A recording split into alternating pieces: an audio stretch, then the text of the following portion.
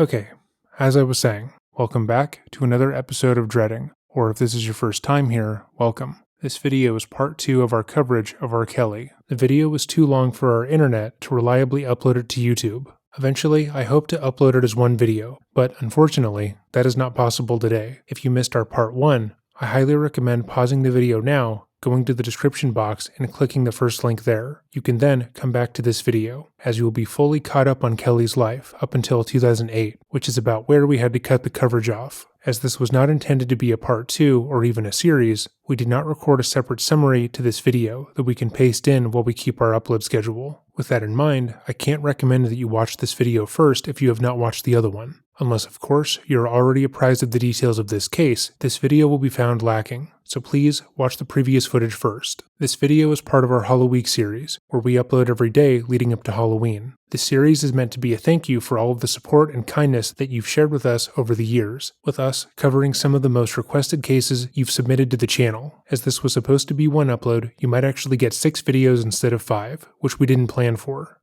Anyhow, if there's another case you would like to see or a topic you want more attention brought to, you can always email me at dreading.official@gmail.com. I'm constantly going through the list of emails and adding new topics to research, and it's the best way to make sure your suggestion is seen. Before we begin, it should also be stated that we will be going over the details of this case, which includes child exploitation, trafficking, and general abuse. We don't censor any of the details herein, or use any language to try and get around the YouTube algorithm, as we feel that cheapens the subject matter. So of course, if you are at all sensitive to this information, please click off of this video. Your well-being is more important than any watch time metric, but this warning is only as effective as you allow it to be, so please look after yourself. Another quick note, books like Soulless, The Case Against R. Kelly, and the Surviving R. Kelly documentary were used heavily in the creation of this video. So, with all of that said, let us begin.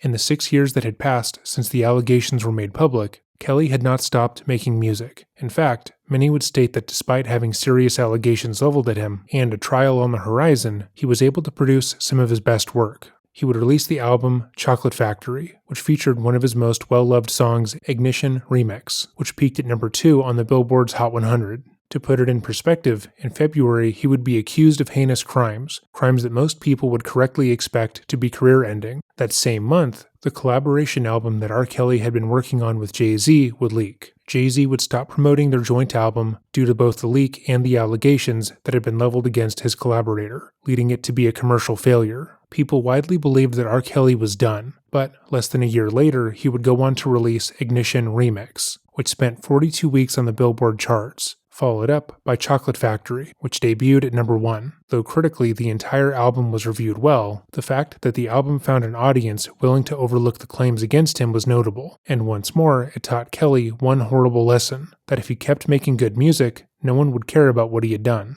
Unfortunately, it also taught his victims that as well. Many believed that when the accusations against the artist became public, and when a video showing what he had done to a child was released, that people would finally acknowledge what they had been saying for years. But the opposite was true. After Chocolate Factory, he'd release 5 more albums, and continued to be a mainstay on the radio. But in 2005, one of Kelly's most notable supporters would begin to see him for who he really was, and that was his wife, Drea. Since she had first gotten pregnant in 1998, their relationship had been fraught with abuse. He would control what she ate, who she spoke to, and oftentimes demanded she stay in one room of the house when guests were over. He would use her as a sort of prop, repeatedly saying in interviews that he was solely devoted to his wife despite his hypersexual music, and using her as a shield against any allegations of moral impropriety. When he was interviewed about the allegations of sexual abuse, he would say that his wife knew the kind of person he was, and the public saw her standing by him as a sign that he was innocent. But as time would go on, the abuse would get worse, with him routinely striking her for the smallest mistakes.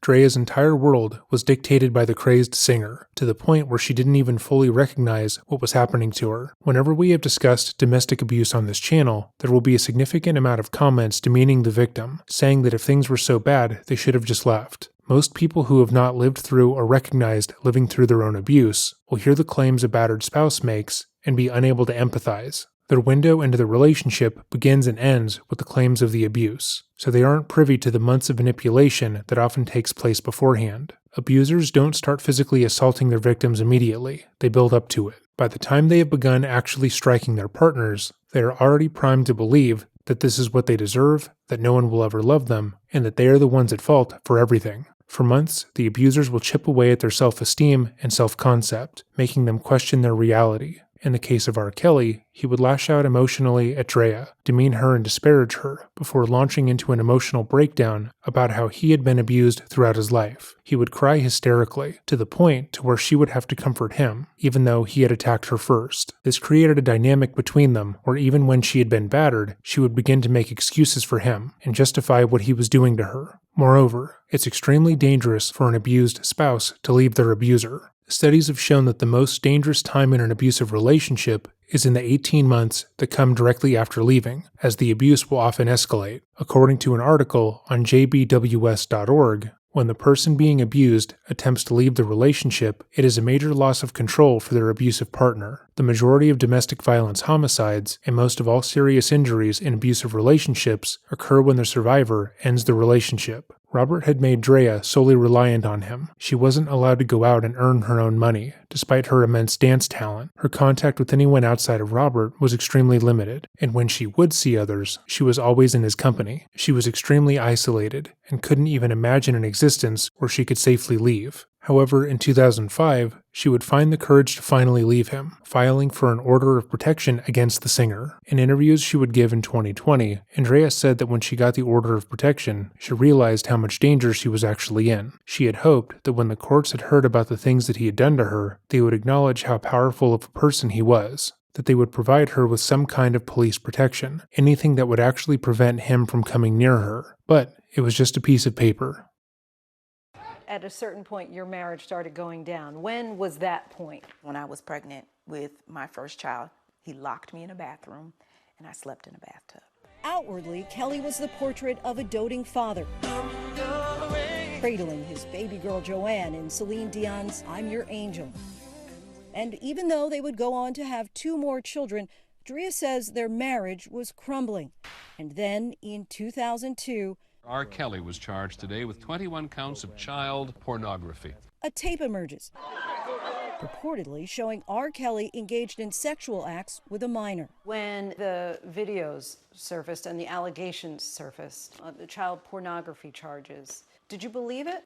No, I'm thinking to myself, that's impossible. But again, he kept me very sheltered. Did some part of you have a nagging suspicion? I'm too busy dealing with my own abuse. At home, Drea says her husband grew more controlling and easily angered. There's no let's talk about it like a regular couple, you know? No, it's his way or the highway, period.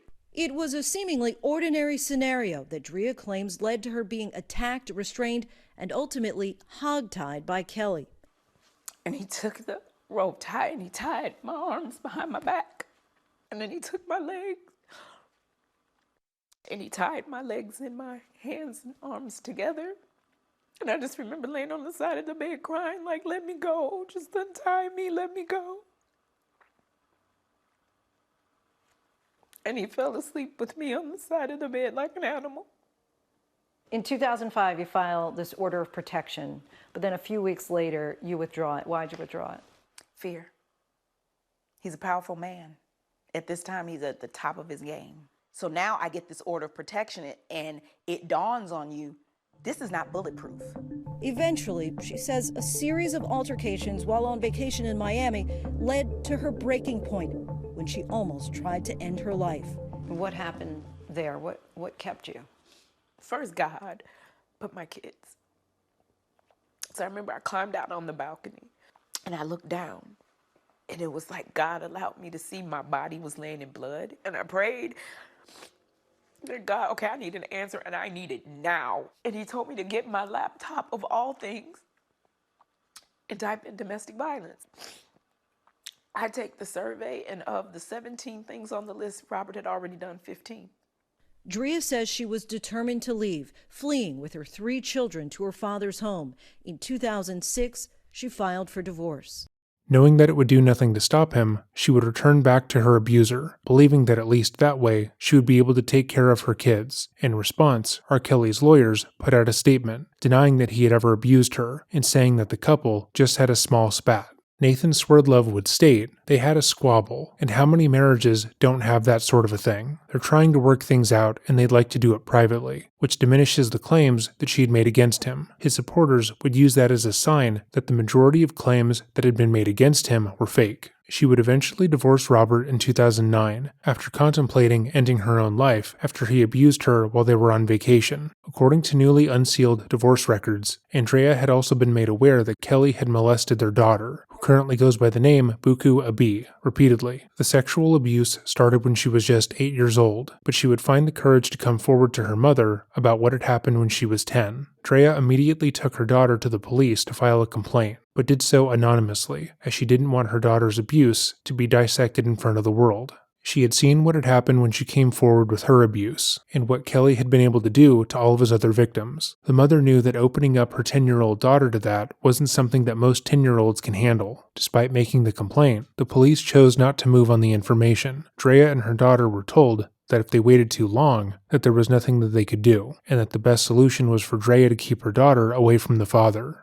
Buku came forward with her story recently, in 2024, but the singer still responded to the claims through his attorney. Jennifer Bonjean would release a statement on his behalf, stating, "Mr. Kelly vehemently denies these allegations. His ex-wife made the same allegation years ago, and it was investigated by the Illinois Department of Children and Family Services and was unfounded." According to Bruce Kelly, Robert's older brother, while awaiting trial, Robert began to panic and asked their younger sibling Carrie to come forward and say it was him on the tape. Carrie was homeless at the time, and Robert threw everything he could at the young man, telling him that he would give him upwards of $100,000 and a house and a record deal if he just came forward and signed a statement saying that it was him on the tape. Notably, this was an argument that Robert's lawyers put forward in court, adding credibility to these claims. Bruce Kelly would admonish his younger brother for not taking the deal, especially given his circumstances.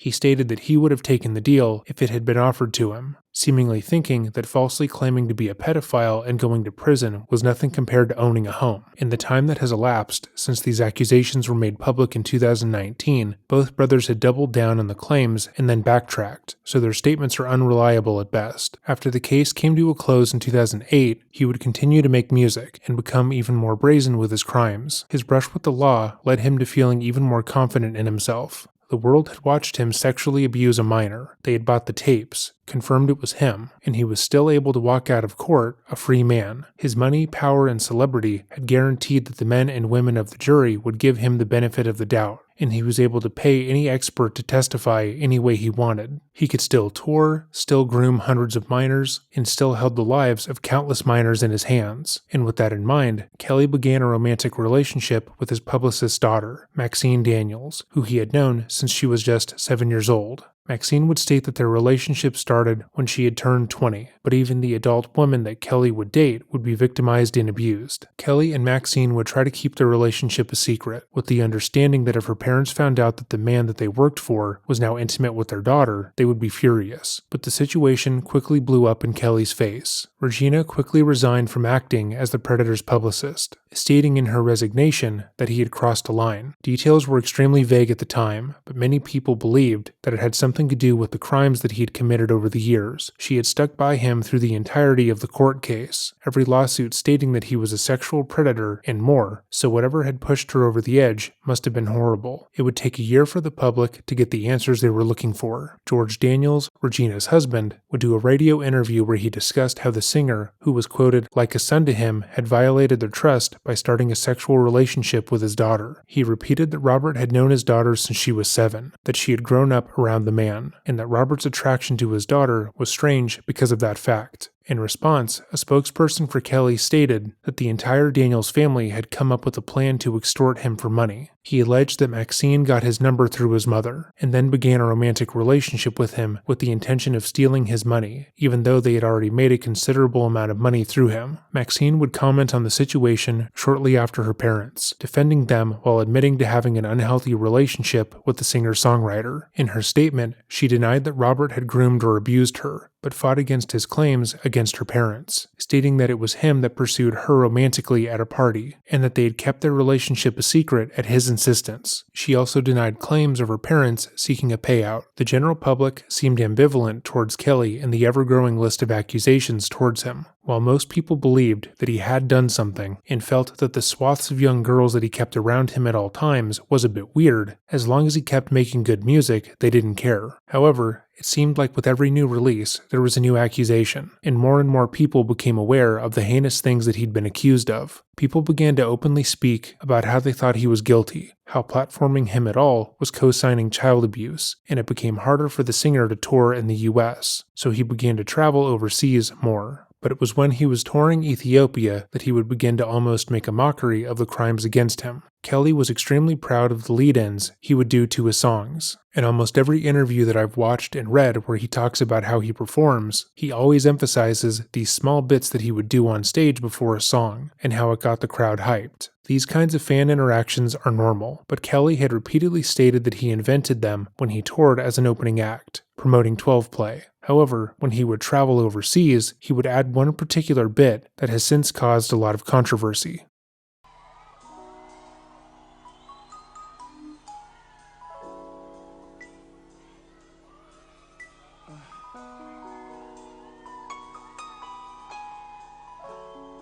Let's settle down for a second so I can talk to y'all for a second. I got a problem.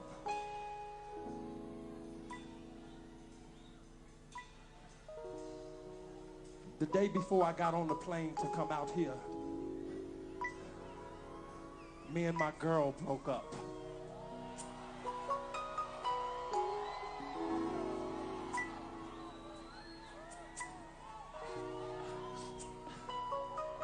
Yeah, we broke up.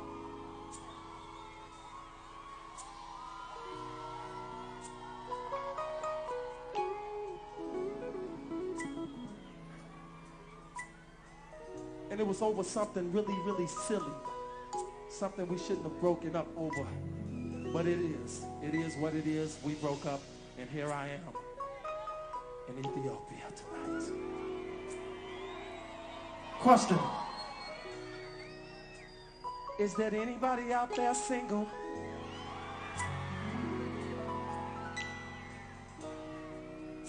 That broke up with a man and they looking for somebody else right now?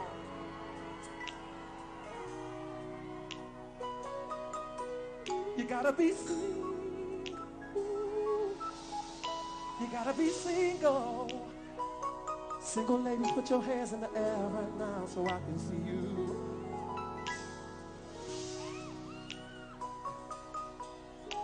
It's so many, I'm confused. Single ladies, single ladies. Now, I would like to get to know you and talk to you and have a drink or something, and we can just have something to eat and just... But at the end of the conversation, I'm gonna want you to come back to America with me. I know I am. So you gotta be willing to split the difference. Come to America and see me. I come out here to see you in Ethiopia. But it's so hard to get back and forth, Problem. How am I gonna get you from Ethiopia to America? Let me think.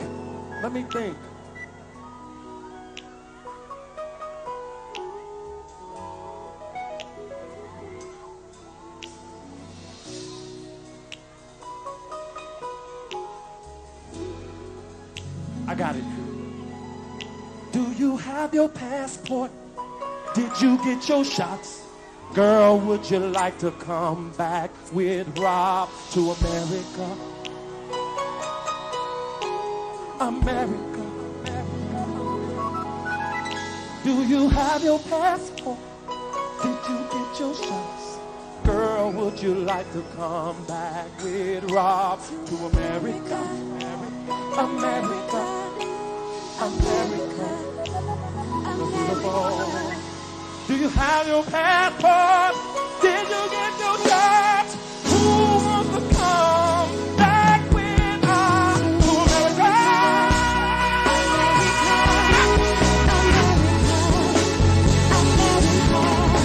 To America.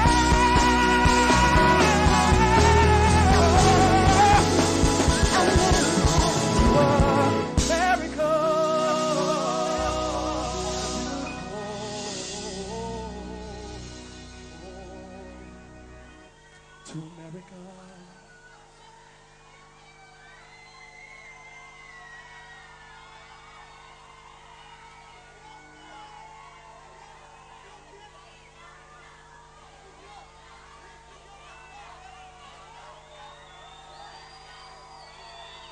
Temperatures rising and your body's yearning for me.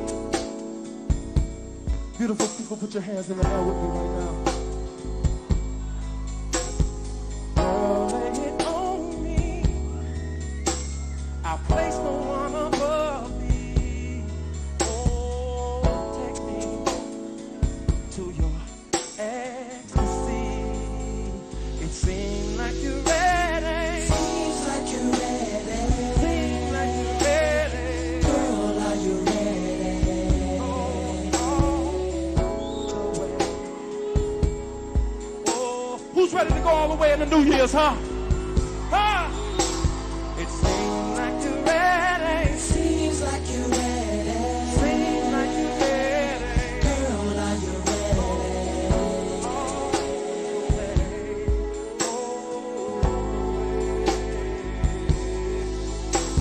Now I can smell your perfume. Step into my crib, girl. Let me love you constantly. Oh, oh, oh, your body is my playground. Baby, let me touch you up and down. Make you feel like a woman should feel. It seems like you're ready. Seems like you're ready. Seems like you're ready. Girl, are you ready?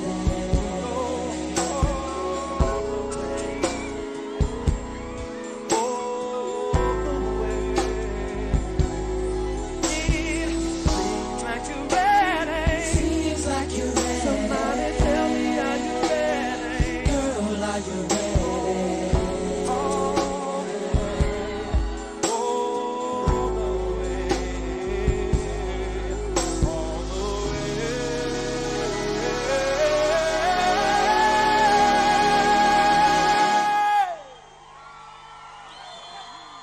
Thank you.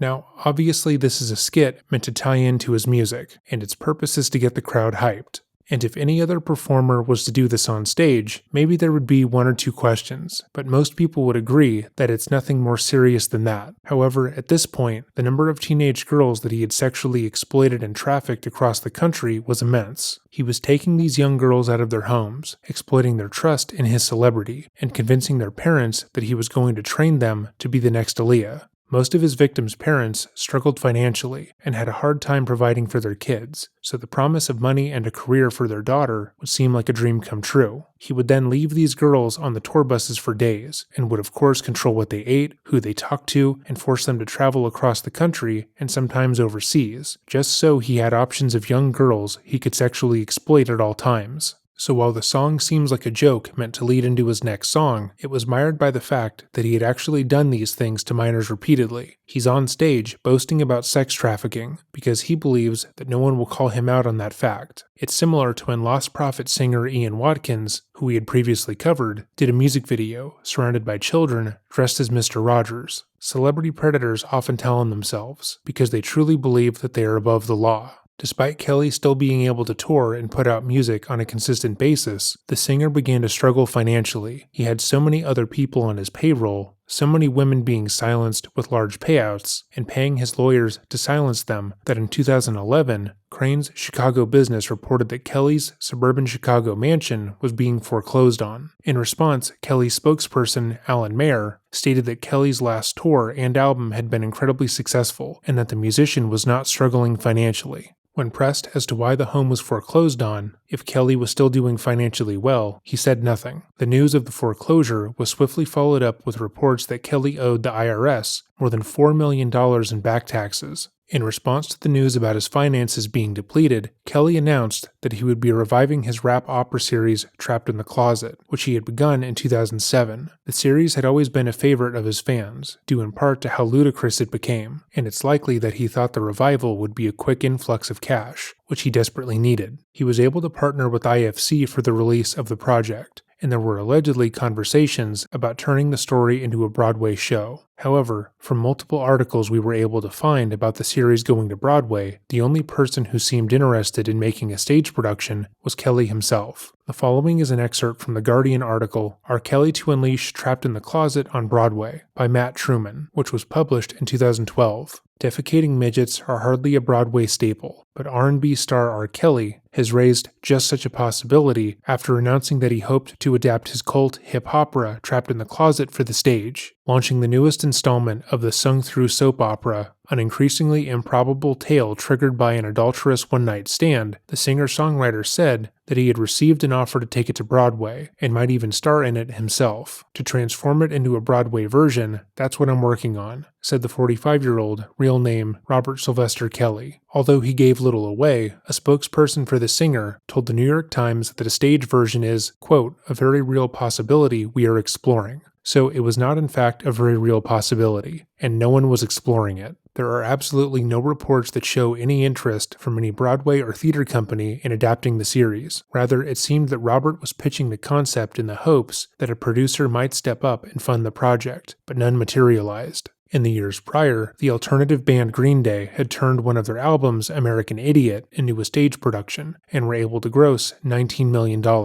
It's likely that Kelly saw that success and thought that he could match it and possibly get out of the financial hole that he was in. But he was wrong. This was also the time that he would release his memoir, Solarcoaster, The Diary of Me. Though Kelly's star had significantly waned, he was still being reached out to collaborate with major artists. In 2013 alone, he worked with Mary J. Blige, Celine Dion, Mariah Carey, Jennifer Hudson, Justin Bieber, Lil Wayne, and Lady Gaga. All of these collaborations would come under fire, with fans of the artists using social media to question why they were performing and working with someone with such a predatory history. In response to these questions, many of Kelly's collaborators defended him, with Lady Gaga going as far as to address the issue during a press conference in Japan. She said, quote, "R. Kelly and I have sometimes had very untrue things written about us, so in a way, this is a bond between us. We cannot know exactly what these celebrities knew about Kelly's crimes. The majority of their collaborations had been done so quickly that it's unlikely that they witnessed anything in person, and based on Lady Gaga's statement, he seemed to use the public spotlight and tabloid culture as a sort of get-out-of-jail-free card. Each celebrity that he had worked with had been subject to lies being spread about them in some way. They had been raked over the coals for their own misgivings,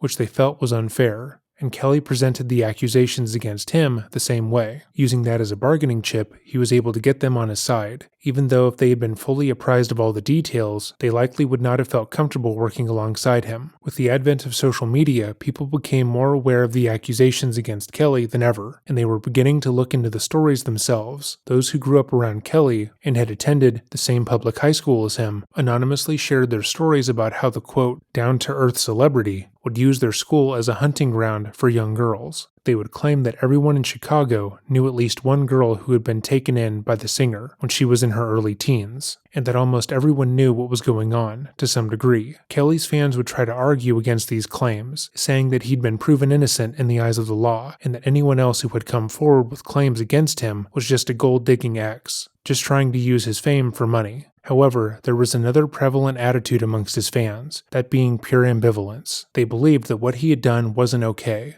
and that he undoubtedly hurt the women he had come into contact with. But that didn't matter. He was writing great music that uplifted them and overshadowed his crimes. In a sense, they were trying to separate the art from the artist, despite the fact that supporting the art all directly benefited the artist in question. The social media conversation around Robert had grown to the point where when he would be scheduled to perform, he would be protested, with a number of people coming to the shows, demanding that he be held accountable for his crimes against women. At least one performance had to be canceled due to public backlash. In 2015, R. Kelly sat down with the Huffington Post to do a promotional interview for his 13th solo album, The Buffet. The album had not met the label's or Kelly's target sales, and in the first week only managed to sell 39,000 copies. His earlier works had been crossover hits, selling millions of copies within the first week, and the drop-off was so notable that the singer went on Facebook Live to encourage his fans to support all musicians by actually buying music. He tried to make his pleas sound altruistic, as if other artists were struggling in the same way that he was, but a post like that would obviously not have been made if his target sales had been met. After his sales had plummeted, it seemed that the singer took on any interview that he could, in hopes of drumming up more interest in the project, which is how he ended up in front of the Huffington Post reporter. To be clear, anyone who already knows about the publication would understand that they would use the opportunity to ask Kelly about his criminal history, but that seemingly never occurred to the singer, resulting in this interaction. Are a genius, but they can't support you. So this is one tweet of many tweets. So Vante Culpepper says, would I let R. Kelly babysit my daughters? Fuck no. Would I play his music at a family party? You're goddamn right. What do you say to fans that are conflicted about you? So we can curse on this TV show? Yeah, absolutely. You can say whatever you want. I say fuck that. I say I have a lot of fans around the world that love R. Kelly, and I'm glad that they don't feel the way she do. You know, God bless her. But you can't satisfy everybody, and you're not going to always have everybody to hold you down, you know. But when I go to my concerts, which I've been selling out concerts, I've just gotten off a tour, finna do another buffet tour. And I really do believe it's going to sell out, and we're going to have a lot of fun. And I'm just glad to know that everybody doesn't feel the way she does, or, you know, or anybody else that feels like her. You know, God bless those people. So when people think of R. Kelly, right, they don't just think of the music. There are other artists that, you know, when you think of somebody, you think, oh, it's just their music, and you think about their back catalogue, you think about the hits that you love dancing to in the clubs.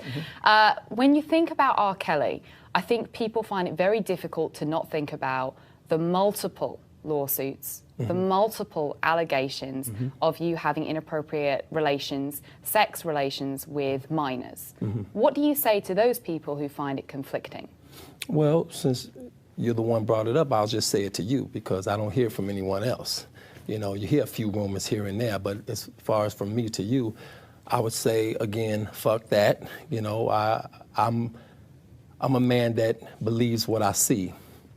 And everywhere I go, from malls to restaurants to tours, sold-out tours, overseas and back, and everywhere I've been, and I'm a man who has been around the world a few times, multiple times, and everywhere I've been, I get nothing but love. Now, unless all of those people are tricking me and acting when they see me come in a concert, and somebody's behind there with a sign and say, okay, everybody scream, we love you. Unless no, I'm not finished. Let me answer the question. I was just going to say, Let me answer your question. I was going to agree with you and say that there isn't anything. You can't agree. I have not finished. Okay, so how can you agree? No, finish your question. You cannot finish, and you cannot agree with something that is not finished. So let me finish. So unless that sign is held up, and people are saying, okay, scream, here he comes, like it's a surprise birthday party or something, I'm going to believe what I see. Now, when I start to hear what I just heard you sit here and say to me, when I step on that stage, when I step, which is my office, which is my interview room, if I hear what you just said from 20 to 50,000 fans, I will never show up to that venue and any other venue again. But until then, I'm going to continue to do R. Kelly.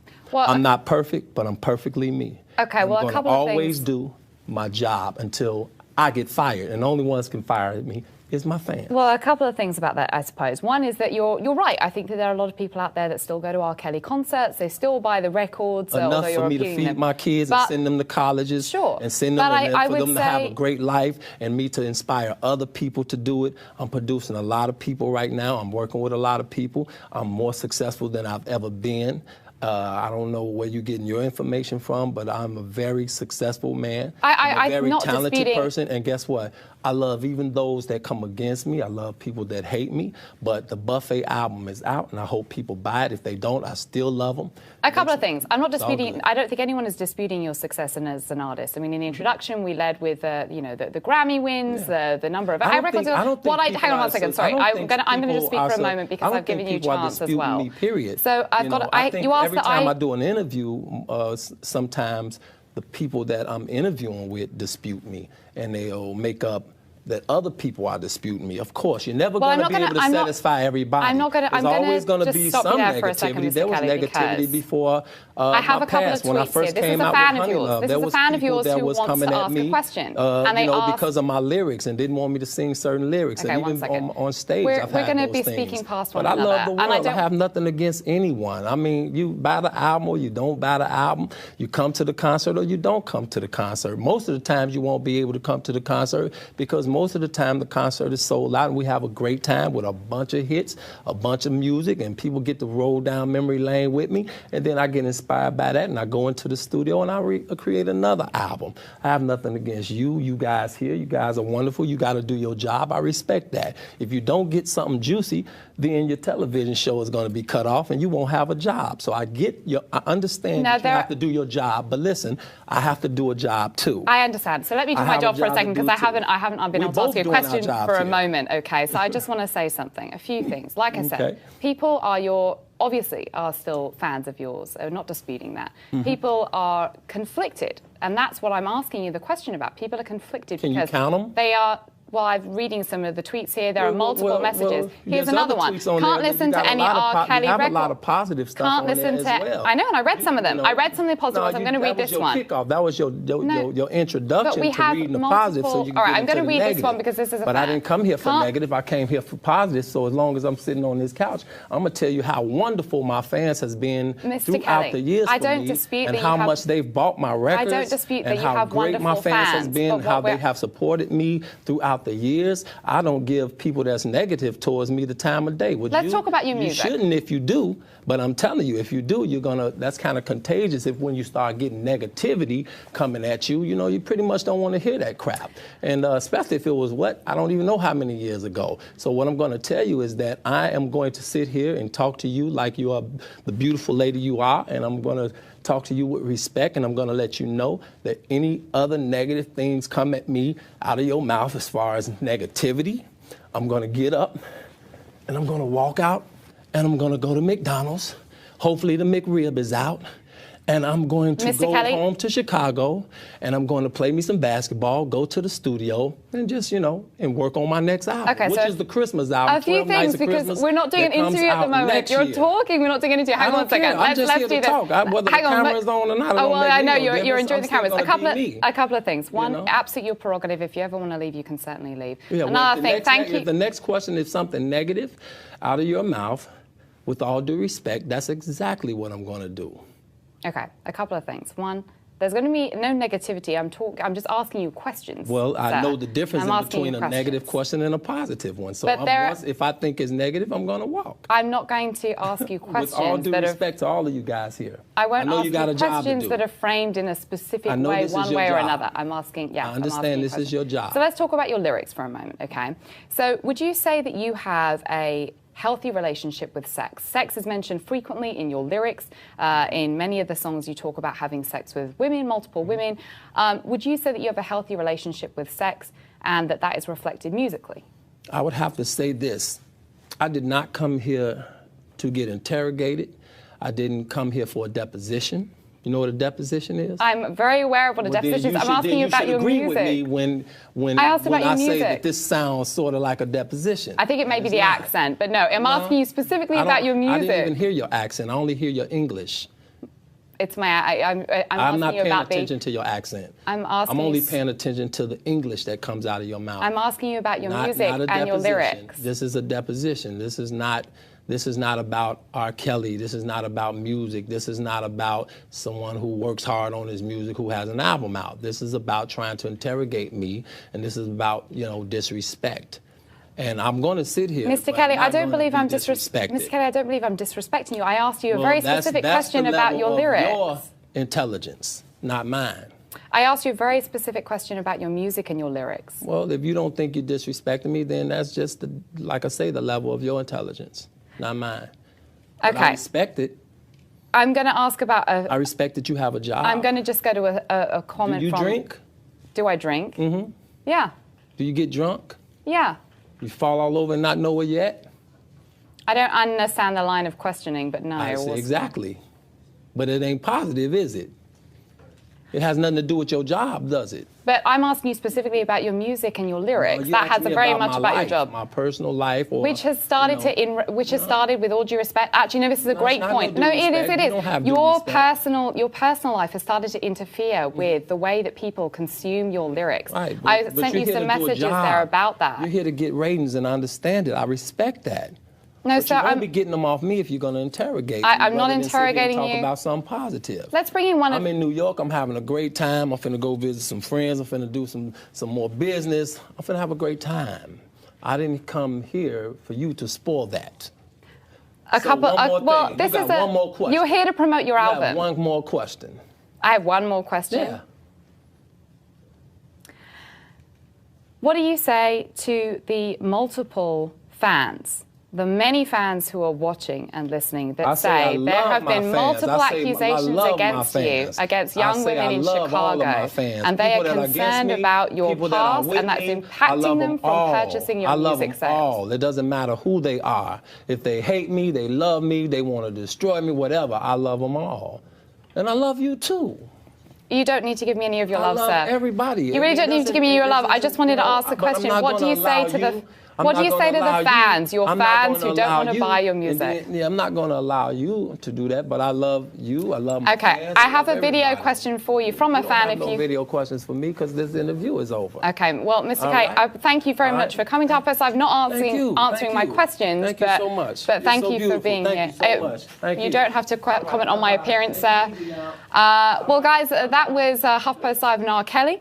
For more information on the album The Buffet, you can check out the links in the resource well below.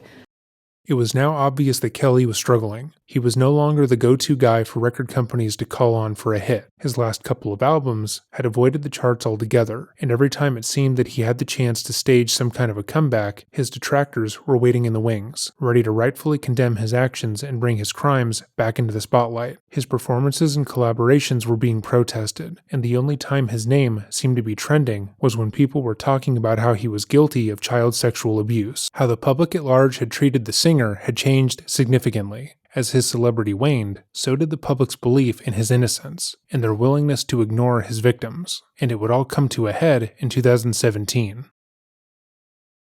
Jim DeRogatis had been involved in the investigation into R. Kelly for decades at this point. He had been sent the anonymous tip about the musician preying on minors, and had been sent the tape of his crimes, and since that time, he had never let the case go. He knew that Robert was a predator, that he used his wealth and celebrity to hurt young girls around him, and despite the justice system repeatedly letting the victims down, Jim continued to chronicle every instance of abuse that he found. Jim's writing about the singer has been the foundation of literally every documentary and investigation into Robert, including this one, because he was one of the only people who would put his own name on the line to talk about what he knew. But when there's one diligent reporter working hard to uncover the truth, unfortunately, it's not hard for someone like Robert to silence them and kill the stories that they're working on. He would talk about how every time the story was near publication, the news organizations he was working with would mysteriously pull out, deciding that they weren't going to back the story after all. This isn't exactly uncommon, especially in official journalist circles. If you're a journalist working on a story, you need to get approval before it's published. There are hoops you have to jump through to validate that what you are saying is fact, and to make sure that the publication doesn't run into any legal troubles down the line. It's also commonplace for these publications to reach out to a representative of the celebrity prior to publication, so that they can provide comments or in some cases a rebuttal. In the case of Bill Cosby, which we've covered previously, every time allegations about him were about to be discussed in a new publication, he would find ways to kill the story outright. First, his lawyers would condemn the journalist, threatening to take legal action if they were to ever publish the allegations against him. They would say that he was entirely innocent, and that what they were doing was libelous, and given his profound financial success, threats of legal action held weight. They would then make a deal with the publication. If they were to kill the article outright, he would do an all-access interview with them, talking about his new comedy tour or his new show, or whatever project he was working on. This worked countless times, with various reporters discussing how they would get to the point of publication only to be told that the article was dead, and Cosby would be in the office the next day for a sparkling new interview. Given how far down the line Jim got with his articles for these organizations, it was likely that Robert used the same intimidation tactic. But Jim was not going to be deterred. He has spoken about how he pursued the case for 2 decades, doggedly following the singer's career and providing a space for his victims to talk. even if they weren't ready to come forward publicly. Links to his reporting have been left in the description box down below. But if you were to read anything of his, let it be his book, Soulless. It's phenomenally written and amazingly impactful. We also make no money off of the recommendation, and we are in no way affiliated with Jim, and have never used affiliate links in our description box without informing you first. But if you have watched up to this point, you would no doubt enjoy his writing. But continuing on, because of his reporting, Jim had been approached by the parents of a young girl who claimed that their daughter had been brainwashed and held against her will for the better part of 2 years by the singer. The parents, Tim and Jongelyn Savage, spoke candidly with the reporter about how they had met the singer in the hopes of getting him to listen to their daughter Jocelyn sing. Like so many of the girls that R. Kelly had groomed, Jocelyn had musical aspirations. She had worked hard her entire life to master her voice in the hopes of stardom. And when Kelly serendipitously came into the family boutique in Atlanta before one of his shows, they were quick to tell him about their 19-year-old's musical aspirations. Kelly then invited the family to his show that night with the promise of talking about her career goals after. Jongelyn, who would also go by Jay, had been a lifelong fan of Kelly's, and though she was aware of the accusations against Robert, she thought little of them. She felt confident that she could keep her daughter away from the darker sides of the industry, and of Kelly, and planned to be with her every step of the way. More importantly, as a fan, she knew that he had been found not guilty by the courts, and trusted that they had made the right decision. In her mind, she figured she would never give Robert the opportunity to harm her daughter, because she would be a constant presence in her life. As a lifelong Kelly fan, Jay and other parents had been somewhat groomed by Kelly through his music. He was producing hypersexual songs, and songs that validated preying upon minors. Most of his victims' parents at this point had grown up listening to Age Ain't Nothing But a Number, or Bump and Grind, and more. So if those concepts were to come up in their daughter's music, or in conversation with Kelly, that was just something to be expected. He normalized his abuse, to the point that most of his victims and their families couldn't see how bad things really were. However, in the time that had passed since his trial and divorce, Kelly's tactics had changed somewhat. Instead of surrounding himself with minors so publicly, he had an entourage of women living at all of his homes. These women were mostly of legal age, and Kelly was in total control of their lives. One of these women was Geronda Pace, who had met Kelly while waiting outside during his trial. Fans would gather outside of the courthouse to show support for the predator, and 16-year-old Geronda was one of them. After the trial concluded, Kelly would reach out to the minor, asking her to come over to his lavish mansion and come swimming with him in his indoor pool, and the teenage girl would, feeling especially chosen by her idol. It didn't occur to her that he was doing exactly what he had been accused of. She would quickly become absorbed into the predator's inner circle, living in one of the rooms of his home and having to ask permission for everything she did. Geronda described how Kelly slowly and methodically broke her down over time and forced his thoughts and opinions on her by assaulting her whenever she was, quote, doing something wrong, unquote. There was only one guaranteed instance where Kelly's girls would be allowed outside, and that was if they were leaving the home to find other girls. He would encourage these women to talk to their friends online, usually via MySpace, and get them to come over to his home. If they were of legal age, they would go to malls and other places where young women would usually hang out, and tell them that they worked for the singer, and thought they had the perfect look to become a star. Usually, because these were young women, young girls would feel more at ease with the situation. If these cool, older, beautiful women were assuring them that nothing nefarious was going on, they would be more likely to go along with the abuse. Geronda would recruit some of her lifelong friends to be sexually abused by Kelly, using the same tactics that had been used on her. It should be noted that most of these women had been groomed to believe that there was nothing wrong with what was being done to them, so they had no concept of what they were doing to others. They were victimized by the singer, but they had been so completely brainwashed into believing that nothing that was happening to them was wrong. This is just what a relationship with a music megastar was like, and they were repeatedly told that they needed to be grateful. So when they were asked to find other women, they believed that they were giving these teenage girls a better life. It was only when they would break away from R. Kelly would they realize what they had done. Whenever Kelly would isolate a new girl, within a few weeks, their families would usually show some concern. They would leave, saying that they were going to sing backup for his next record, or that they were going to a party that he was attending, and then completely drop off the face of the earth. Sometimes they would get a text message saying that they were safe and with Rob, but most of the time they would vanish into thin air. The police had been called numerous times to do welfare checks at the singer's home, and each time they would be told that the girl, regardless of her actual age, was 18, and that she was happy and healthy and wanted to stay with Rob. The singer would tell the police that the girls were free to leave whenever they wanted, and given that they were adults, the police would walk away from the interaction and tell the family that there was nothing they could do.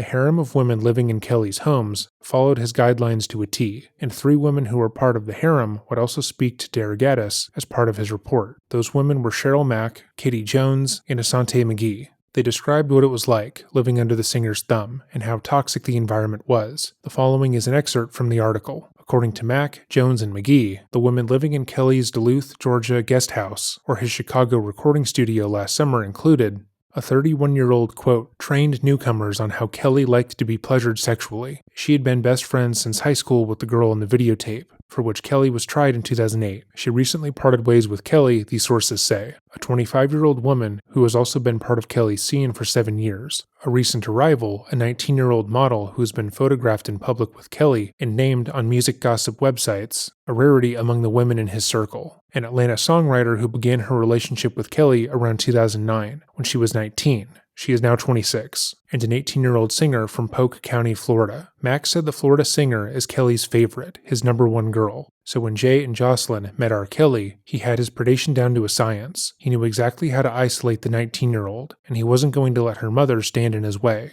After meeting Kelly briefly in Atlanta, he would invite Jocelyn to one of his shows in Indio, California at a casino. Jay would go alongside her daughter, bringing her demo, so that he could get proof that she was as talented as they said she was. They watched the concert and spoke to Kelly for 2 hours afterwards. They were struck at how attentive he appeared to be. He gave them his full, rapt attention and gave the young woman tips about her singing, before telling her he saw real star potential in her. Jongelin would describe the encounter as being incredibly motivating for them, as they were made to believe that this was the break they'd been waiting for their daughter. But the parents would stop hearing from the famed artist. They thought he had simply forgotten about his commitment due to his busy schedule, but that was far from the case. Kelly had given Jocelyn his phone number and instructed her to not tell anyone. She would call him every day, and he would give her the same instructions that he had given every other girl. The singer would fly her out to one of his concerts, but to avoid any parental interference, told her to say that she was simply taking a trip to Georgia University to tour the campus. She reportedly slept with the singer after the show, and would go on to tell her parents and her friends about the encounter. Kelly made her feel seen, special, and like he genuinely cared about her career. He had told her he was going to make her the next R&B superstar, and that all she needed to do was to trust him to follow through for her. After promising her word, he asked her for sexual favors and she obliged, and then he changed. He began to sidestep questions about her career, choosing instead to focus on her sexually, and asking her what kind of underwear she was wearing. When Jocelyn was taking summer classes in college, her roommate would attest that she heard her having sexually explicit conversations with the artist, and that Jocelyn would repeatedly leave the dorm to see him. After a few of these visits, Jocelyn allegedly returned to their dorm with a whole new phone, which she was only allowed to use to talk to Kelly. This roommate had also been invited to an outing with the superstar at a club. He sent the woman a cab to take them to the venue, and another one of Kelly's girls was in tow. During the car ride, the cab driver, a man, had made a joke, which Jocelyn politely laughed at. But when they arrived at the club, the other woman in the cab had texted Kelly about this interaction, and he punished Jocelyn by bending her over and striking her behind. This one interaction put the roommate off of seeing the superstar again, but Jocelyn was already in the thick of it. The next semester, her appearance began to change drastically. She lost a significant amount of weight, cut her long hair, and permed it before dyeing it blonde, stating that that was the way Kelly liked it. She began skipping classes, spending more time with the singer, and eventually failed out of the institution, and from then on, stopped speaking to her family. Jongelin and Tim would report that they heard from their daughter twice in 2016. Once on Christmas Day, where she texted them, "I hate Christmas has to be this way this year," and another on Mother's Day, where she sent, "Happy Mother's Day from me and Rob." The parents were concerned for their daughter. Though she was an adult who could make her own choices, the horror stories they had heard about women living under Kelly's control over the years made them fear for her safety. They filed multiple missing persons reports, hoping that the prodding would lead to some form of contact, but there was little the police could do. Every time they made a report, officers would approach Kelly and Jocelyn, and she would say the same thing. She wasn't being held against her will. She wanted to stay with the singer, and her parents were worried about nothing. The article also mentioned another girl who had been groomed in a similar way, with her parents desperate to get her away from Robert. Unlike the other times Kelly's crimes had been publicized in the past, the public seemed more willing to listen and acknowledge the claims being made against the songwriter. A switch had been flipped, where now if people were openly supporting the artist, they would get backlash, instead of the other way around. Whether this was because his star had finally faded enough for people to care about the accusations, or if culturally people began taking these sort of crimes more seriously, we can't say. But it seemed that unlike every other instance, people finally gave a shit about what he was doing to the women and minors around him. Kelly's response to the claims were about what you would expect. His spokesperson said that he was shocked and horrified that people believed he was running a sex cult, and emphasized that everyone who had been discussed in the report were over the age of consent. And because the public had been able to identify some of the women discussed in the article, he had them do some extremely staged PR interviews. Robert would send Jocelyn to LA, where she would happen to run into TMZ while shopping with another one of R. Kelly's victims, Dominique Gardner. Dominique had been under R. Kelly's control for a number of years, and would say that the singer tried to break her. He changed her appearance entirely, dressing her like a boy, and repeatedly beating her when she disobeyed him. Despite that, Gardner would struggle to speak up against him, even after his conviction, and it was clear that by both of them being present in the video, the interview was entirely staged. We have broken down this interview on our Patreon in a separate video,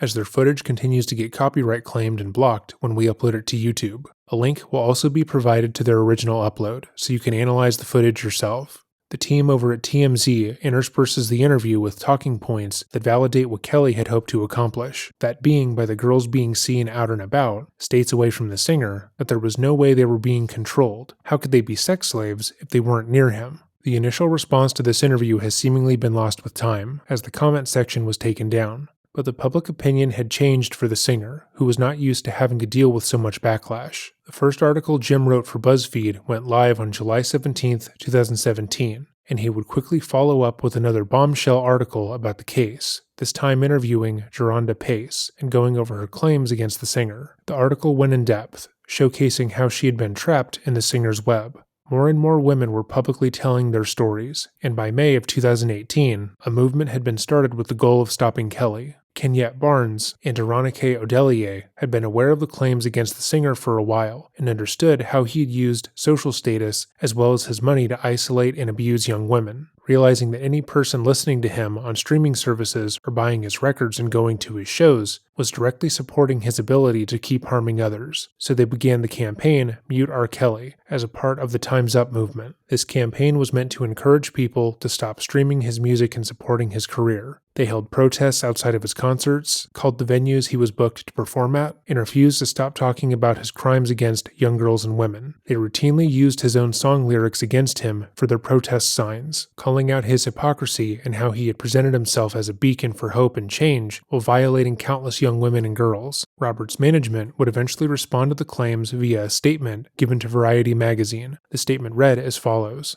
Kelly supports the pro-women goals of the Time's Up movement. We understand criticizing a famous artist is a good way to draw attention to those goals, and in this case, it is unjust and off-target. We fully support the rights of women to be empowered to make their own choices. Time's Up has neglected to speak with any of the women who welcome R. Kelly's support, and it has rushed to judgment without the facts. Soon it will become clear that Mr. Kelly is the target of a greedy, conscious, and malicious conspiracy to demean him and his family, as well as the women whom he spends his time with. Kelly's music is a part of American and African American culture that should never and will never be silenced. Since America was born, black men and women have been lynched for having sex or for being accused of it. We will vigorously resist this attempted public lynching of a black man who has made extraordinary contributions to our culture. Apparently, his statement did not go over very well. Spotify would eventually pull his catalog of music off of their service, citing that hosting it was not in line with their values. In response, Kelly would drop a near 20-minute song titled I Admit on SoundCloud. Obviously, we can't play a 20-minute song for you, but the majority of the lyrics are Kelly saying that he's just a guy who made some mistakes. Sure, he fucked some fans, had sex with his best friend's girlfriend, and had sex with his girlfriend's best friend. Maybe he drank and smoked too much, settled all the lawsuits against him even though they were bullshit. But he's not a child predator, because that would be absurd. He name-checks Jim DeRogatis, says he made his entire career by talking poorly about him, and went further to ask the listener to look up the definition of a cult and a sex slave, and then tell him if that's who he is. Many of the past statements that R. Kelly has used are present in the song, like how he was sexually abused and has dyslexia.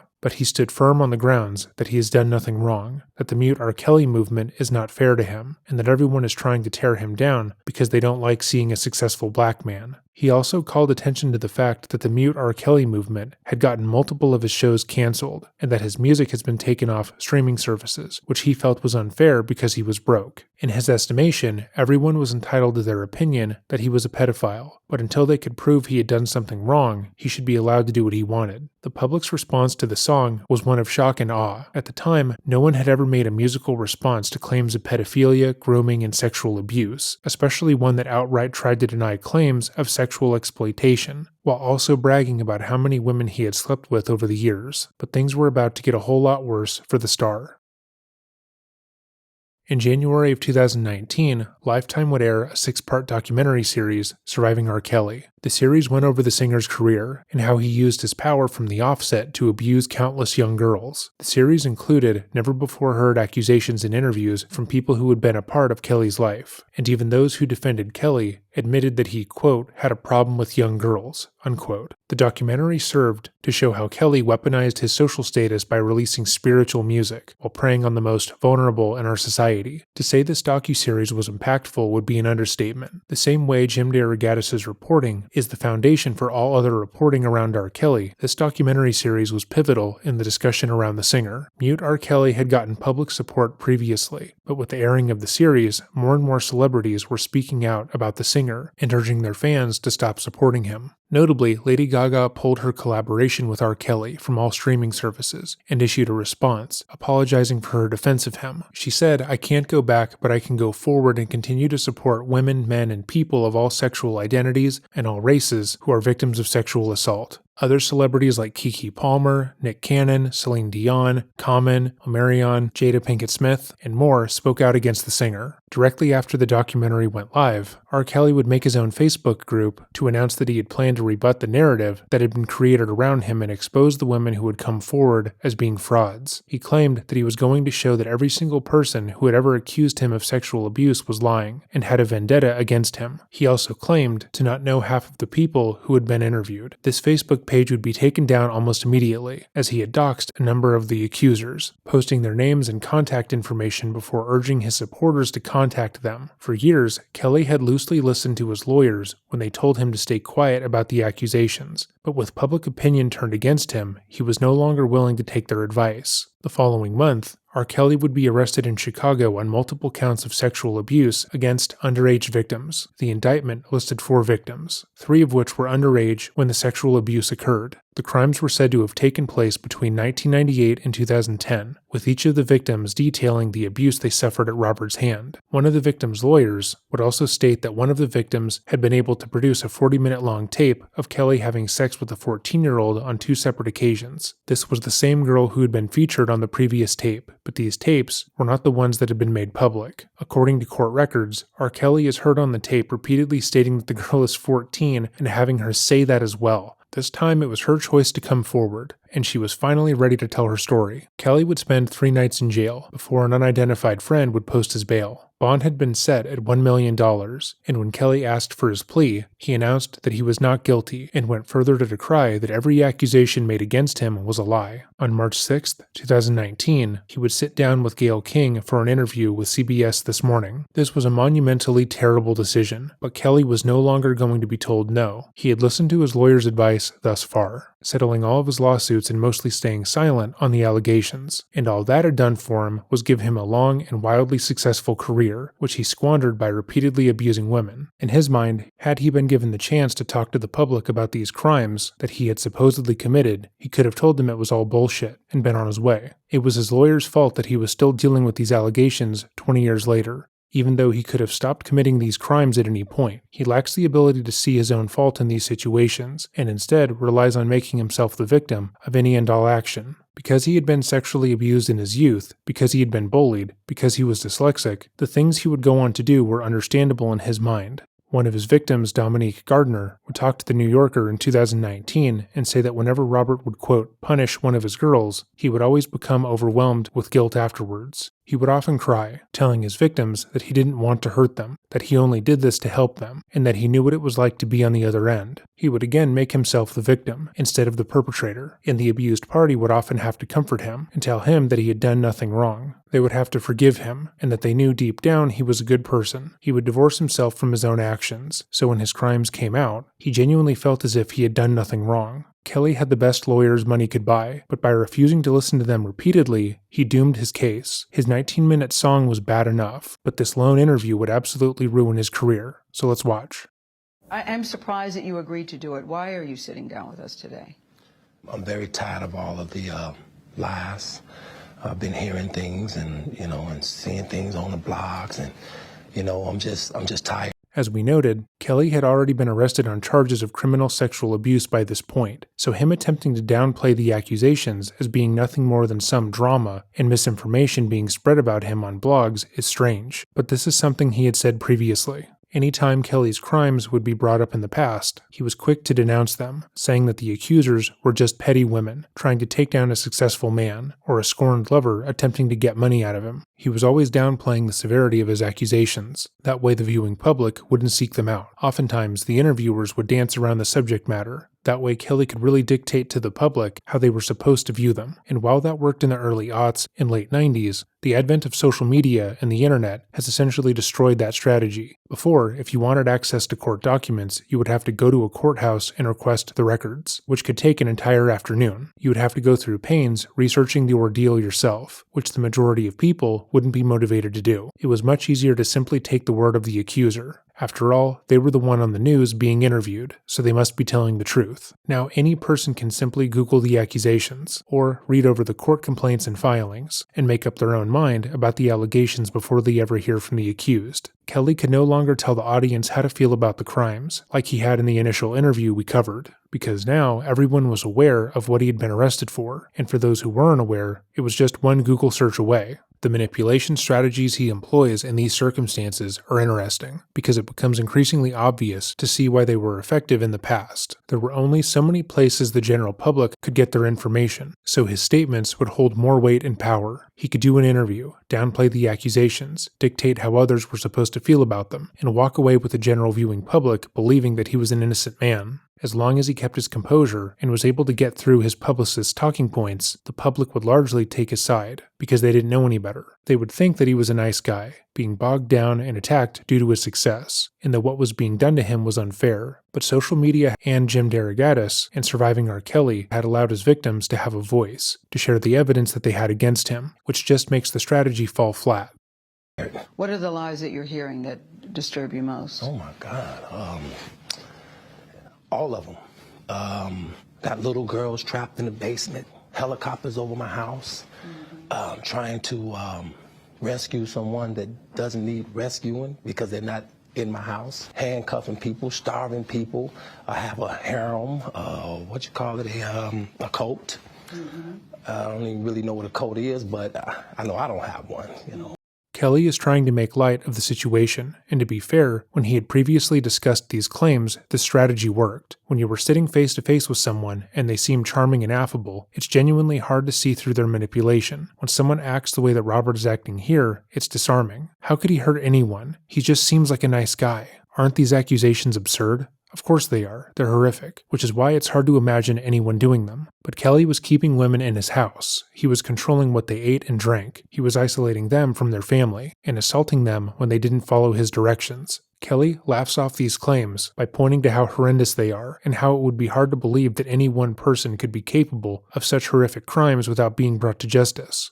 Again, he is attempting to dictate how the general viewing audience is supposed to be reacting to the victim's stories. They're so awful that Robert wants them to be hand-waved entirely, because how could one guy, who doesn't even know what a cult is, have one? How could the guy who wrote I Believe I Can Fly be capable of controlling so many women? That song was in Space Jam. I remember Space Jam. Isn't that idea alone funny? But there's nothing funny about it, especially when there were multiple videos showing him having sex and peeing on minors. Gail is not giving Kelly an inch, whereas other interviewers over the years were quick to laugh and smile along with him. Her face is unmoved, which would likely put the already nervous man even more on edge. He was in no way used to people not cozying up to him, and that fact will only become more apparent as this goes on. It should also be noted that Gail, though not in the target range of his victims, is a woman. Robert viewed women as things to be controlled, given his crimes. Her not immediately folding to his narrative is a massive slight in his eyes, and his reaction to that is telling. Have you done anything that you regret? Have you done anything wrong? Lots of things wrong when it comes to women that I apologize, but I apologize in those relationships at the time I was in the relationships. Have you broken any laws when it comes to women? Absolutely not. The 6-part series interviewed 50 people, family members, your former tour manager, numerous women who all claim that you abused them. Yeah. Are you saying everybody in that documentary was not telling the truth about you? Everybody? If you really look at that documentary, which I'm sure you have, I have. Everybody said something bad about me. Nobody said nothing good. They was describing Lucifer. I'm not Lucifer. I'm a man. I make mistakes, but I'm not a devil, and by no means am I a monster. Kelly's argument here is that because a documentary based around the horrific allegations of child sexual abuse didn't say anything nice about him, that it should be discredited because of that alone. This documentary, which featured harrowing testimony from people who had been sexually assaulted by him, should have taken the time to talk about him positively. That way it could have been more impartial. This is obviously a stupid argument, given the fact that he had a great public reputation for years prior, and enjoyed the splendors of that fact. For nearly 2 decades, the public had not cared about his crimes, had made glowing career retrospectives, and praised him unabashedly. But because the documentary centered on how he used that positive public attention to rape and sexually violate countless young women didn't also do that, it should be totally disregarded, which is obviously stupid. I'm going to name the names. Andrea Kelly, your ex-wife, Kitty Jones, Lisa Van Allen, Lisette Martinez, Geronda Pace, Faith Rogers, Asante McGee. You're saying everything they said in that documentary about you is not true. They are lying on me. Why would these women say the same thing about you? That you are controlling, that you are abusive, that you tell women when to eat, when to go to the bathroom, when they can sleep, where they can dress. Why would all these women tell these different stories about you if they were not true? And they don't know each other. That defies logic to me. Right. Until you hear the explanation.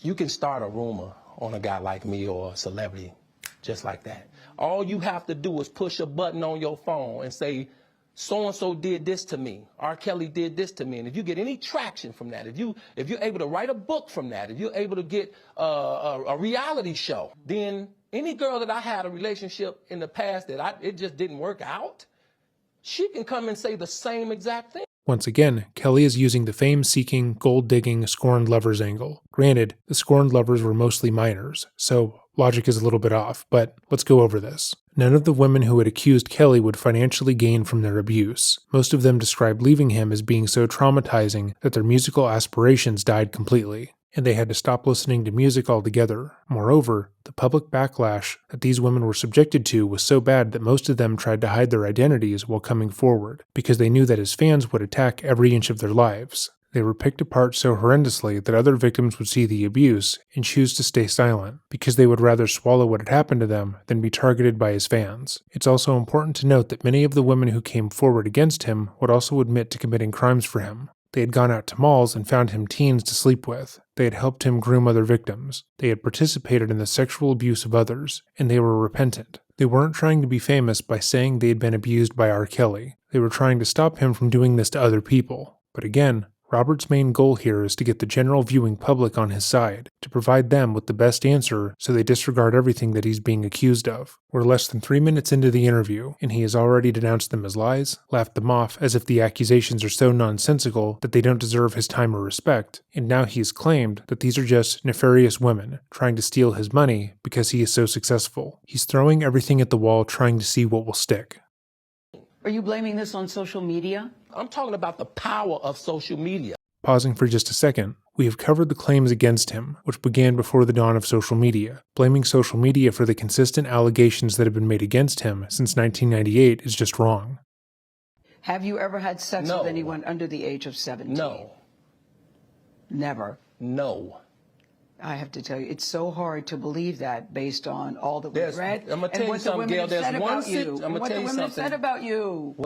Kelly has already begun to lose control of this interview, if he ever had it in the first place. For starters, based on the accusations and the testimony from the victims, Kelly refused to let any woman speak to him this way without him becoming outraged and violent. Her not immediately backing down on his claims, not giving him the exact reaction that he wants, and pushing through with her questions when he tries to interrupt her is extremely telling, because this is not something that he knows how to deal with. As we previously mentioned, Kelly would beat his victims for mentioning that they liked a sports team that he didn't, or if they talked back to him in any way. And we see him get visibly frustrated that she won't back down, validating those claims. He raises his finger in front of his face in a manner that is reminiscent of a parent scolding a child, as if she is the one being unreasonable. What women said about me, so nobody's allowed to be mad at me and be scorned and lie on me. So they're lying on you. That's your explanation. They're lying on you. Absolutely. Absolutely. Absolutely. While yes, it is possible for people to have lied about Robert, think about what he is saying here. Every single person he has ever met, every single person who has ever been around him for a prolonged period of time, they were all lying. Gail cited that in Season 1 of Surviving R. Kelly, that over 50 people were interviewed. Friends, family members, his victims, all of them had the same story. Many of these people didn't even know each other, but they all described virtually the same experience. His old colleagues described seeing young girls in his studios. Old bodyguards talked about going to high schools and McDonald's with him. Young girls described being groomed and being told to groom others. But sure, they were all lying. That doesn't make any sense. You feel that people have maligned your character? I have been assassinated. I have been buried alive. But I'm alive. So I think the point you're making is, and correct me if I'm wrong, that you have never held anybody against their will. I don't need to. Why would I? Well, How stupid would it be for R. Kelly, with all I've been through in my way, way past, to hold somebody, let alone 4, 5, 6, 50, you said. How stupid would I be to do that? I didn't say you were holding... That's stupid, guys. I didn't... Is this camera on me? Yes, it's on. That's stupid. Use your common sense. Don't forget the blogs. Forget how you feel about me. Hate me if you want to, love me if you want, but just use your common sense. How stupid would it be for me to, with my crazy past and what I've been through, right now I just think I need to be a monster and hold girls against their will, chain them up in my basement, and don't let them eat and don't let them out unless they need some shoes down the street from their uncle.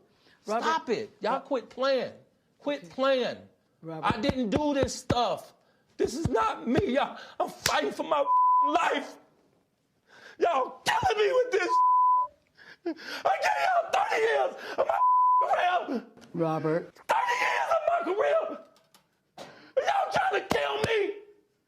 So, let's break this down. Robert first purposely misunderstands the allegations against him. Like he did before, he attempts to make what he is being accused of sound ridiculous. He states that the allegations against him are that he has held over 50 people captive in his home, even though the number 50 is just the number of people who were interviewed in Surviving R. Kelly. No one has ever accused him of chaining 50 people up in a basement and starving all of them for significant lengths of time. Not every person interviewed was a victim. In fact, many of them were witnesses, corroborating stories and events, and stating that they witnessed Robert surrounded by young girls. But when he phrases the allegations in this way, it's easier to write them off. Gail attempts to correct him, but he begins to spiral further and further, refusing to let her control the interview. He also repeats that he doesn't need to hold women against their will, because he is R. Kelly after all, a hugely successful singer, which he doesn't seem to understand is a point against him. He is accidentally validating their accusations, because being such a talented musician is what drew his victims to him in the first place. They loved his music, believed he was one of the most gifted artists of a generation, and they were willing to do whatever he wanted because of that.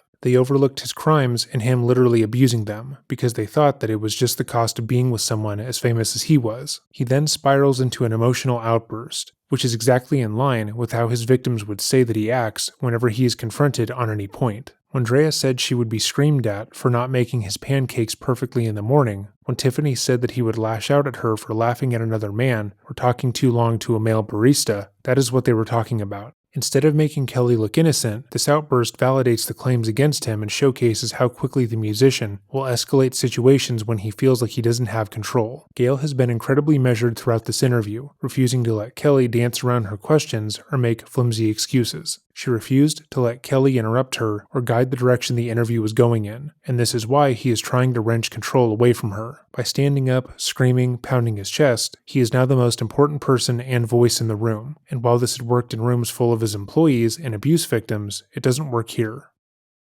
You killing me, man! This is not about music! I'm trying to have a relationship with my kids, and I can't do it! Y'all just don't want to believe the truth. You don't want to believe it. Robert, You just don't want to believe it. at this point, we briefly paused the interview to give Kelly a moment. His publicist helped calm him down. But Kelly's emotions remained very raw. Kelly's publicist trying to calm him down is somewhat interesting, because having watched this display live, he knew that this interview would only bury his client. I hope this camera keep going. No, we're going to This let is the not camera keep true. rolling. This is not, doesn't even make sense. Why would I hold all these women? By Kelly asking the cameras to stay on him in the aftermath of his emotional breakdown, it's clear that he believes that what he just did was exonerate himself. He thinks that by screaming he is innocent, by mocking the claims made against him, and saying that the accusations are nonsensical, that the public would feel that he is right. The police and the courts will drop the charges against him, and the world will send him an apology. He genuinely believes that he's doing a good job. Their mothers and fathers told me, we're going to destroy your career. It's real girls out there missing. It's real young girls out there being abducted, being raped, okay? They really are on chains. They really do have chains on their wrists, and they can't get out. Robert, and they're ending up buried in deep. Robert, we have to have a conversation, This is really. not me. I don't want you just ranting at the camera. I came here for them to hear me talk. But I need help. What kind of help? This is the kind of help I need. Yes, what kind of help? I need somebody to help me not have a big heart, because my heart is so big. People betray me, and I keep forgiving them. You sound like you're playing the victim here. You sound like R. Kelly. You do.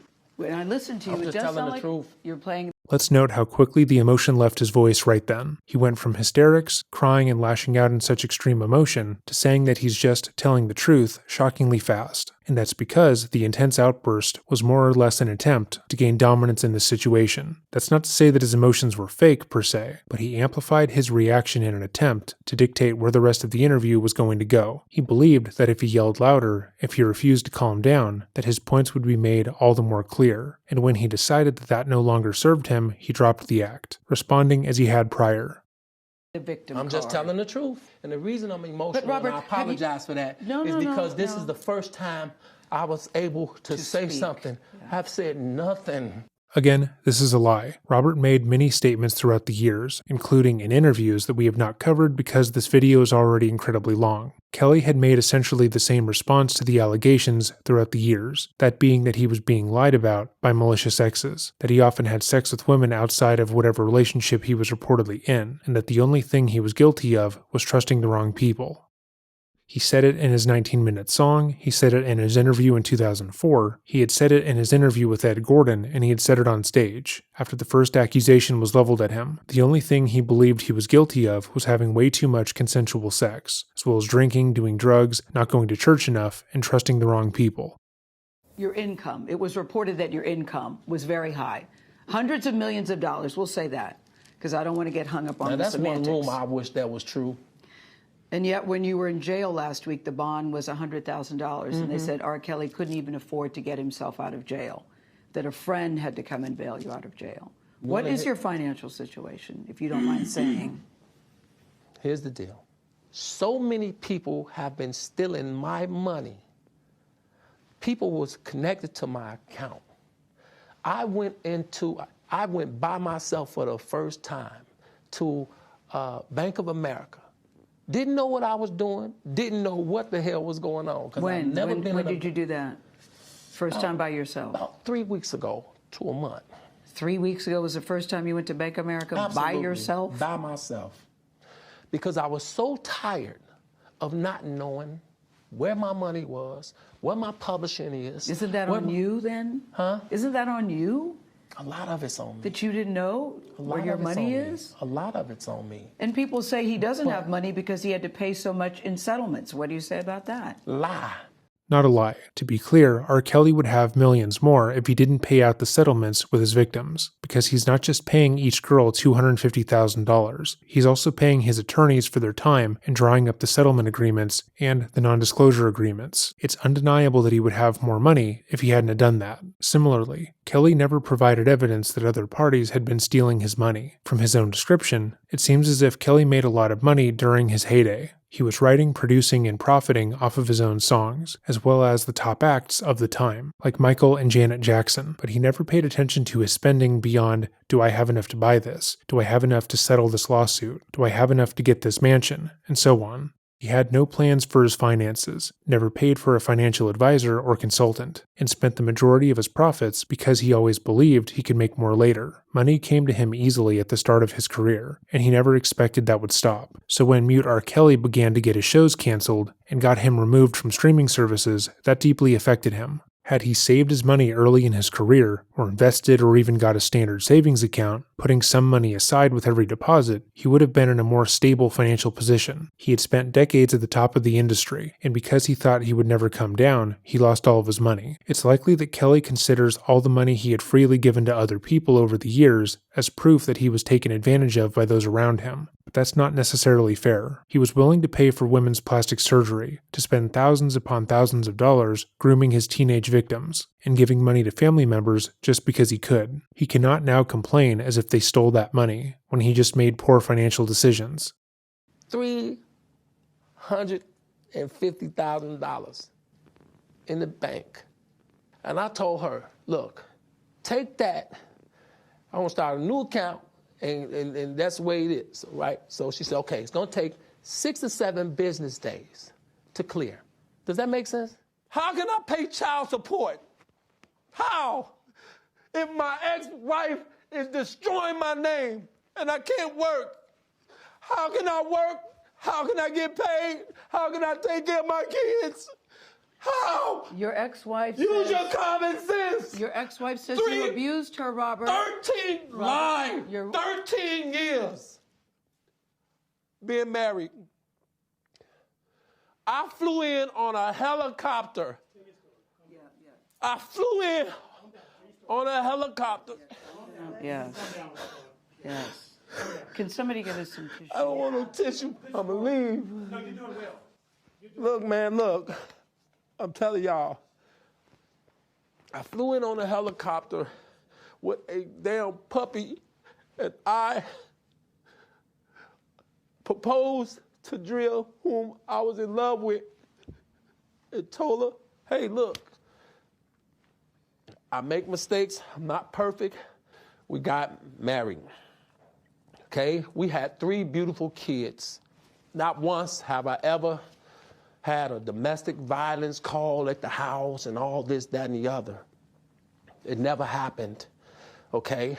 It's notable that when Kelly is describing his relationship with Andrea, instead of focusing on any moment when they were together, in love making normal memories, he instead points to a lavish proposal that he gave her. He's signaling his love through this outrageous gift that he gave her, proposing by coming out of a helicopter with a puppy. This is a tactic manipulative and abusive people will use against their victims, repeatedly lording their extravagant gift-giving over the other's head in moments of anger. How could you say you don't feel happy in this relationship? I bought you a necklace. How could you say that I abuse you when I paid for your car? All of these are strategies that make the other party feel guilty and indebted to their abuser. But this doesn't say anything about their love. It doesn't say anything about their relationship. It just says that he spent his money, which he now says he no longer has, in an incredibly frivolous way. It's also untrue. The police had been called on Robert by Andrea during their relationship, and she had made previous complaints about his abuse. But even if she hadn't, that doesn't discount her claims outright. Kelly has shown himself to be a controlling person, and the allegations against him involve him taking away people's cell phones and providing them with new ones, where they were only allowed to call him. Drea discussed how he had hogtied and raped her while on vacation, having to stay isolated in a room while people were over, and being so entirely controlled that even when that happened, she didn't think he was being outright abusive. Her priority in that situation was to get out with her life, and thankfully she did.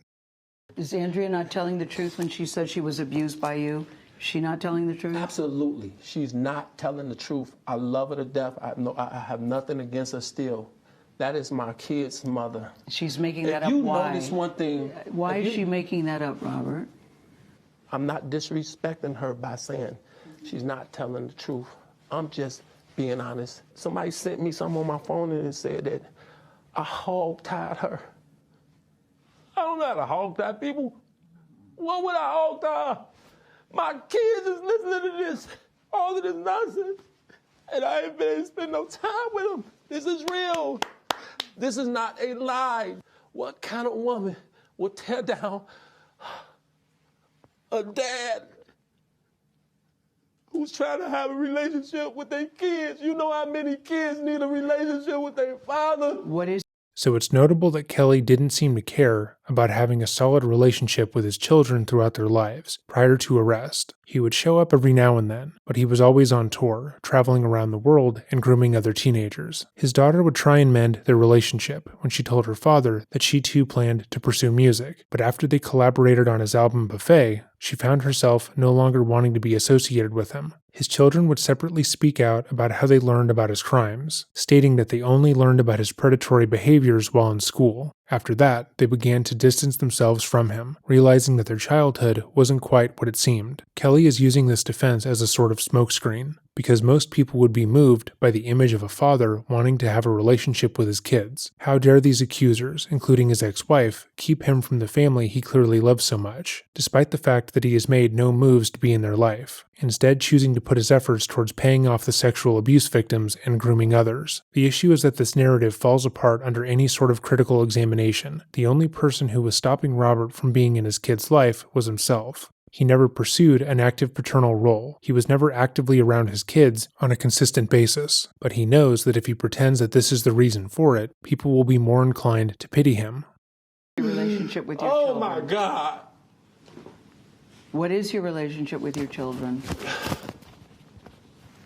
Zero. Zero. But I know my kids love me. And I'm in love with my kids. I love my kids. What is your relationship with them? I love them, and it's like they're my girlfriends. It's like, we have a relationship. It's real. So this is an extremely disturbing thing to say when you have allegations of being a predator against you. As we mentioned, his daughter would accuse him of molesting her when she was between 8 and 9 years old, but even still. And I know guys, I've known guys all my life to have 5 or 6 women, okay? So don't go there on me, okay? Because that's the truth. The fact that they're much younger than you. I don't look at much younger than me. I just look at legal. I just look at you're you, I'm me. Now, I don't know if you're married. I don't know. I don't know if you had a relationship. I don't know what I don't know. Mm-hmm. But one might be older than the other. Mm-hmm. One might be younger than the other, okay? So I just look at legal, okay? People, there are older men that like younger women. Is that there you? are younger women that like older men. Are you an older man that likes younger women? I'm an older man that love all women. Okay. I didn't go looking for a Jocelyn Savage. I was doing my show. He brought her and asked a friend of mine to put her on the stage with R. Kelly. Make sure she's on the stage. Azrael Clary, what is your relationship with her? Right now, I'm seeing her. You were seeing her? Yeah, she's 21. I'm seeing her. She's 21. Yeah. But did you start seeing her at 17? Absolutely not. Did you have sex with her when she was 17? Absolutely not. Absolutely not. Although her parents wanted me to. No, her parents claim they have text messages that show that you had sex with her when she was 17. Claim. So you're saying you did not have sex with her when she was 17? Absolutely not. You are with 2 women right now. You love them. They say they love you. What kind of love is it that keeps these young women away from their families? Their families are saying. These? I'm talking right now about Jocelyn because and I'm Azrael. going to answer your question. What kind of love father? is that? What kind of father? What kind of mother will sell their daughter to a man? This is an interesting argument, so let's break it down, because it truly screws R. Kelly's insistence that he is innocent of any wrongdoing completely. In every instance of abuse that has been placed before Robert, he has denied any wrongdoing, and tried to turn it back around on the parents of the girls that he has isolated and abused. He never sexually exploited any of the girls in his entourage, minors or otherwise, but their parents tried to make him do that. It was their parents who sold their daughters to him, with the hopes of extorting him in the future. He's blameless in the entire endeavor. Even if he did take the women into his care and began sexual relationships with them, that's only because he has a big heart. But that's willfully ignoring the lengths Robert would go to earn the trust of these girls' families. He would wine and dine their parents, explaining how their daughter had the exact right look that he was looking for his next girl group or solo act. He would express intense interest on their career, going so far as to say he could make them into the next Aaliyah, and bring their entire family to his studios, so they would feel more comfortable letting him be around their daughters. In one instance, he became so close to the family that he was made the girl's godparent, and would often buy the families lavish gifts, as proof of his genuine investment into their career. Of course, it's easy for us to say these parents should have known better, they should have protected their daughters more, and that they sold their daughter to the boogeyman. But in his own analogy, he's the boogeyman. He is the monster who the girls were sold to, meaning that he is guilty of harming others. Most of the parents involved in these cases express intense shame over their actions, but they also describe how they believed him when he said he was falsely accused. They had all seen him walk away from a court case where they had video evidence of him sexually abusing a minor, so they trusted that the justice system got it right. If you're going to condemn the parents in defense of R. Kelly, then you are actively admitting that R. Kelly is still a predator, and as the predator in this situation, the ultimate responsibility falls on him. He is the one who hurt those girls. He's the one who caused endless amounts of grief and hardship for these young women. Trying to blame anyone else is ridiculous. So this is where the interview ended, but let's go over his last claim, that the parents handed their daughters over to him. Now to be specific, the two victims we are talking about were abused and preyed on by Robert while over the legal age of consent. Many people have misconstrued these two victims with his younger victims, and asserted that the parents allowed him to take custody of their daughters when they were 13. That is not true, but a very prevalent thought. But to be clear, their parents believed Robert wanted to manage their daughters' careers. They thought he would help them become pop stars, and so they allowed him around them in a very limited capacity. Both sets of parents described how they made sure to keep their eyes on their daughter in his presence, and thought that they would be safe around him because of that. However, Robert then advised the girls to talk to him secretly, outside of their parents' view, and paid for them to fly out to see him in concert, and eventually took control of their lives. Robert lying to them about his intentions is not on them, it's on him, because he used their trust in his celebrity to access their daughters. Even if you want to say that the parents are somewhat responsible and should have known, Robert Kelly is still a predator. He's still the one who hurt the women and girls who came into contact with him. He is still the one who coordinated the circumstances to physically and sexually abuse his victims, and he is the one who is ultimately responsible for his own actions.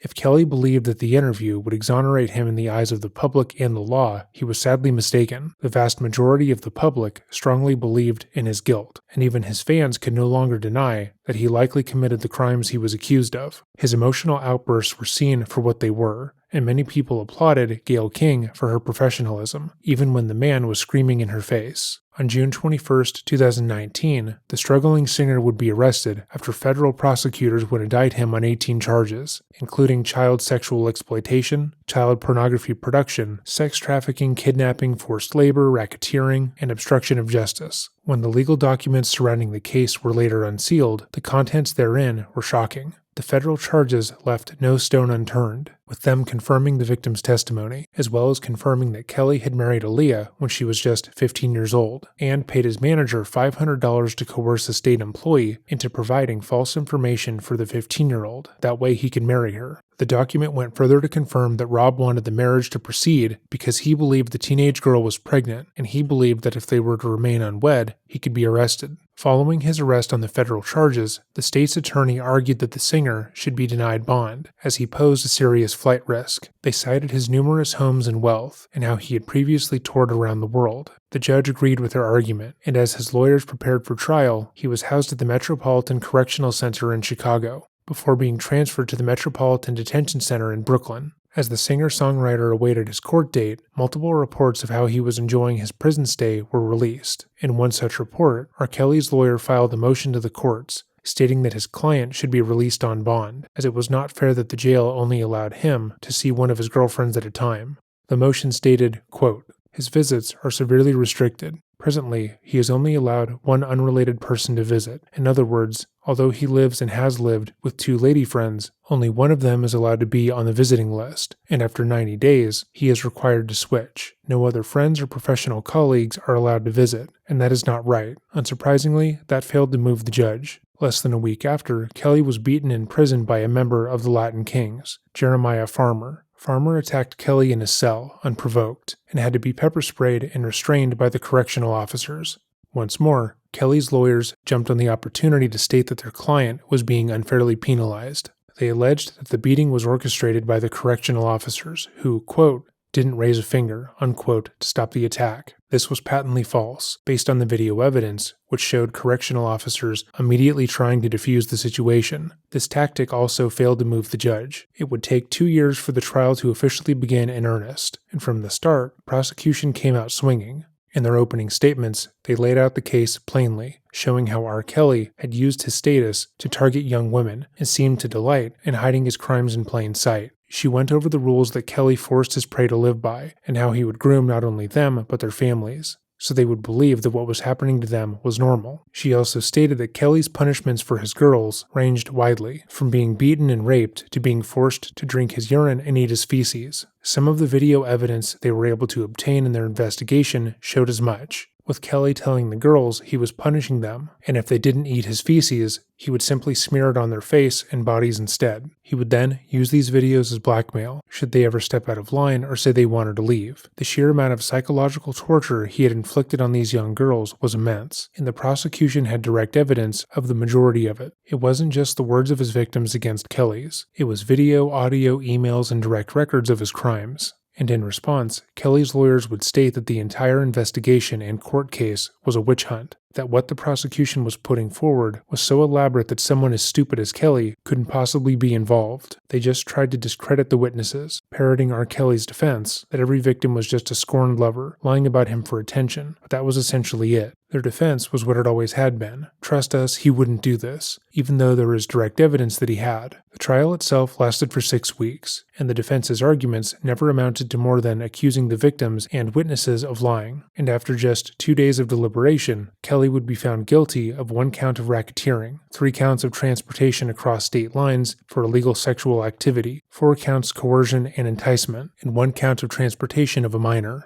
After decades of his victims coming forward and not being believed, he was finally held accountable for his crimes and would be sentenced to 30 years in prison. But that wouldn't be where things ended for Rob. He had traveled across state lines, committing various crimes wherever he was, and had to be held accountable for those as well. In 2022, he would be tried in the Northern District of Illinois on 4 counts of production of child pornography, 1 count of conspiracy to defraud the United States, 2 counts of receiving child pornography, and 4 counts of child sex trafficking through coercion and enticement. He would be found guilty of 6 of 13 charges, and was sentenced to 20 years in prison, 19 of which to be served concurrently, and 1 to be served consecutively, bringing his entire time in prison to 31 years. The crimes Kelly committed over the years are horrific, and the fact that he was able to get away with them for so long, with so many people knowing about them, is telling. He carefully crafted his public image to allow him to be around his victims, writing gospel music and anthems so that his presence in low-income neighborhoods and churches seemed altruistic. He would write songs meant to uplift communities during hard times, and was a constant presence, because he knew that young, impoverished women were easier to prey on. Their parents would buy into his lavish lifestyle, and because he lived so far above his means, he could dictate what life was like, and what he could do for them. From the offset of his career, he carefully manicured his persona in order to harm others, and over nearly 3 decades, he was allowed to get away with his crimes unquestioned. If not for the dogged reporting of Jim DeRogatis and the courage of his victims to come forward, even when the world was not accepting of their stories, he would still be preying on his victims to this day. This video was extremely long, and at times difficult to continue. So if you've made it to this portion in the video, thank you for watching. And please do something to take care of yourself today, because this guy fucking sucks. Good God, 3 decades of this fucker just running around causing chaos. But aside from that, links to videos referenced will be left in the description box down below, alongside all of our sources. A link to our Patreon will also be left there, should you want to support us outside of YouTube. And if you have any questions, comments, or concerns, let us know in the comments down below. Or of course, email me at dreading.official@gmail.com. So with all of that said, have a great day and remember, stay safe.